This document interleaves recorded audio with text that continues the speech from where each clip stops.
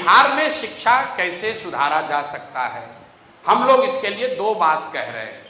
एक कि जो स्कैंडिनेवियन कंट्रीज ने बताया सिखाया, rather than taking school to every village, you need to take children to good school. मतलब अभी जो व्यवस्था है इसमें सरकार की पॉलिसी है कि हर गांव में, हर पंचायत में, हर प्रखंड में स्कूल खोलो। नतीजा क्या हुआ? आप 60,000 करोड़ रुपया हर साल खर्च करते हैं और जो आपने व्यवस्था बनाई है इसमें जहां बिल्डिंग है वहां टीचर नहीं है, जहां टीचर है वहां बिल्डिंग नहीं है, जहां दोनों है वहां बच्चे नहीं है, और जहां तीनों है वहां पढ़ाई नहीं है। कुछ लोगों को लगता है कि बिहार में शिक्षा व्यवस्था इसलिए खराब है कि यहां पर स्कूल में खिचड़ी बंट रहा है। ये बिल्कुल आपकी गलत भावना है। स्कूल में खिचड़ी बंटने से अगर शिक्षा व्यवस्था खराब होता तो भाई 6वीं क्लास के ऊपर के स्कूलों में खिचड़ी नहीं बंटती है, वहां पर पढ़ाई क्यों नहीं हो रहा है? कुछ लोग घर में बैठ के कमेंट्री करते हैं कि ये जो नियोजित शिक्षक लोग आया है, शिक्षकों की गुणवत्ता खराब है इसलिए शिक्षा व्यवस्था खराब हो गई। ये भी बिल्कुल गलत बात है। अगर नियोजित शिक्षकों की वजह से शिक्षा खराब होता तो पटना साइंस कॉलेज में पढ़ाई क्यों नहीं हो रहा है? पटना कॉलेज में क्यों नहीं पढ़ाई हो रहा है? वहां तो नियोजित शिक्षक नहीं है। शिक्षा की व्यवस्था इसलिए खराब हुई है कि समाज और सरकार, ध्यान दीजिए, समाज और सरकार दोनों की नजर में शिक्षा की महत्ता है ही नहीं। जो गांव देहात में आप जाइएगा, लोगों के लिए जो विद्यालय है वो सरकारी सुविधा पाने का केंद्र बन गया है। अगर आपका बालक, आपका बच्चा किसी विद्यालय में पढ़ता है, साइकिल का पैसा नहीं आया, पोशाक का पैसा नहीं आया, तो आप जाकर हेडमास्टर से झगड़ा करते हैं। लेकिन उसी विद्यालय में अगर गणित के टीचर नहीं हैं तो आपको कोई चिंता नहीं है, क्योंकि आपके लिए विद्यालय पोशाक और साइकिल पाने का केंद्र है। सरकार के लिए भी जो विद्यालय है वो शिक्षा संस्था नहीं है।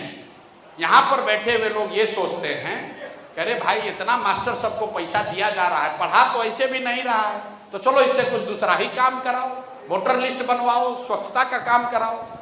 तो कहीं ना कहीं समाज और सरकार दोनों की नजर में शिक्षा की प्रायोरिटी नहीं रही है, उसकी वजह से ये व्यवस्था बिगड़ी है।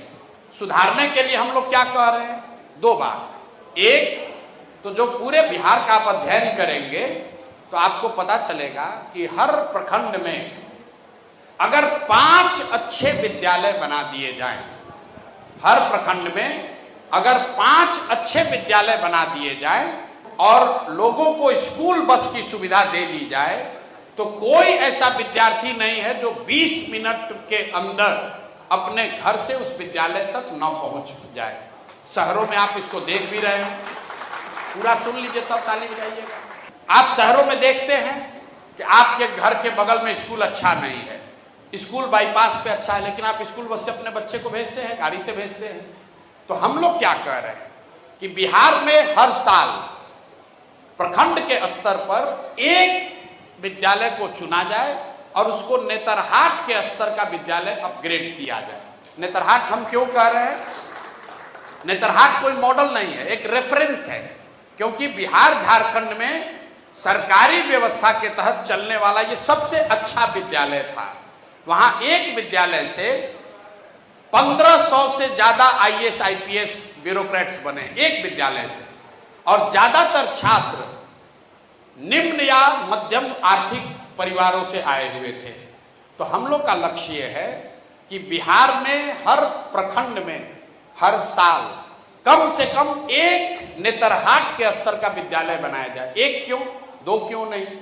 इसलिए कि अगर बिहार के हर प्रखंड में आपको एक विद्यालय बनाना हो नेतरहाट के स्तर का, तो करीब करीब 15 से 17,000 करोड़ रुपए का खर्च आएगा। उतना ही पैसा हम लोग एक साल में इकट्ठा कर सकते हैं। लेकिन अगर 5 वर्ष तक हर साल आप एक एक विद्यालय भी बनाएंगे तो हर प्रखंड में 5 नेतरहाट के स्तर के विद्यालय बन जाएंगे। तो पहला काम तो हम लोग ये कह रहे हैं कि अगले 10 वर्ष में बिहार को अगर ज्ञान की भूमि बनाना है तो हर साल प्रखंड के स्तर पर एक विश्व स्तरीय विद्यालय बनाया जाए। अब आप पूछिएगा कि भाई 10 वर्ष आप बनाने में लगाइएगा तो जो बच्चे अभी पढ़ रहे हैं उनका क्या होगा। उसके लिए जनसुराज ने ये कहा कि जब तक सरकारी विद्यालय आपके इलाके में नहीं सुधरता है तब तक आपके पास ये सुविधा है कि आप अपने बच्चे को प्राइवेट स्कूल में भेजिए और उसका फीस सरकार की ओर से दिया जाएगा। अब कुछ जो शिक्षाविद हैं वो कहते हैं भैया ये तो सब प्राइवेटे में जाएगा। बिल्कुल नहीं जाएगा। अमेरिका में जैसे कई राष्ट्रों में ये व्यवस्था है, पेरेंट्स को सरकार ये विकल्प देती है कि आप पब्लिक में जाइएगा या प्राइवेट में जाइएगा। आप अपना एग्जाम्पल ले लीजिए। अगर कोई आपसे पूछे कि आपका बच्चा साइंस कॉलेज में पढ़ेगा कि एमएटी में हम सरकार फीस देगी वहां पढ़ाइएगा, तो आप लोग क्या कहिएगा? क्या नहीं भैया साइंस कॉलेज में पढ़ाइए।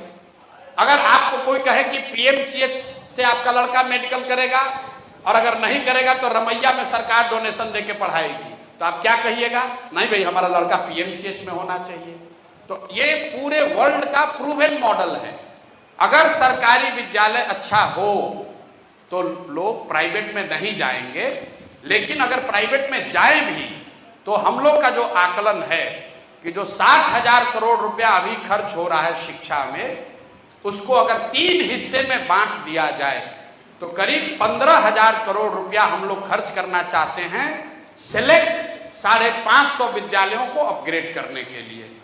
15,000 करोड़ रुपया हम लोग खर्च करना चाहते हैं उन विद्यार्थियों को फीस देने के लिए जिनके गार्जियन ऑप्ट करेंगे प्राइवेट में जाने के लिए, और जो बाकी का बच जाएगा 30,000 करोड़ वो अभी की व्यवस्था को चलाने के लिए, इसको बेहतर करने के लिए इस्तेमाल किया जाएगा।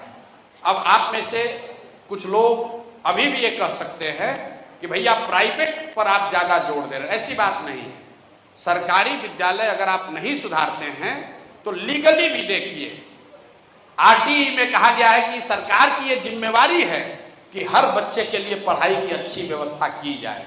तो जब तक आप सरकारी विद्यालय नहीं सुधारिएगा तब तक आपको बच्चों को प्राइवेट में पढ़ने की सुविधा देनी पड़ेगी। अंतिम बात, कई लोगों को लगता है कि सरकारी विद्यालय फ्री है। बिहार में प्राइमरी विद्यालयों को चलाने का जो खर्च है, एक बच्चे का एवरेज कॉस्ट 864 रुपया है। याद कर लीजिए, महीने का 864 रुपया प्रति छात्र सरकार खर्च कर रही है उस विद्यालय को चलाने में जहां भैंस गाय बकरी भी नहीं बैठ रहा। और सामान्य फीस क्या है प्राइवेट स्कूलों का गांव में?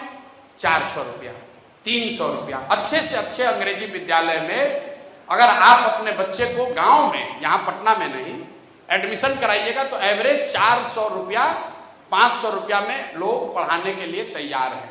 तो हम लोग उसके लिए प्रोविजन कर रहे हैं कि हर परिवार में 2 या 3 बच्चे हैं, अगर आप उसको 1500 रुपया महीना दे दीजिएगा तो कम से कम वो अपने बच्चे को प्राइवेट स्कूल में पढ़ाएगा, अपनी जिंदगी अपने बच्चे की सुधार देगा।